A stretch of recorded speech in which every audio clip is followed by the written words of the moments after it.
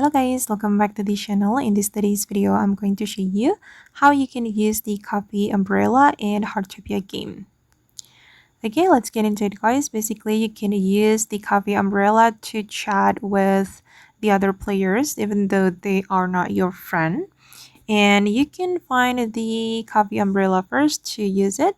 Usually you can find it at the central square or at the winter Utopia, or you can use your own coffee umbrella.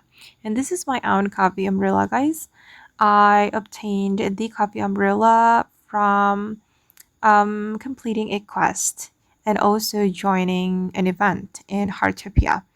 And to use your own coffee umbrella, you can go to your backpack and then select the coffee umbrella, and then you're going to click on use. Okay, and then I'm just going to use this one. To use it, you can click on this icon and then you can send your message just like this. Click on send, and they need to join you. They need to use the same copy umbrella so you can chat with the other players without adding them to your friend list. Okay.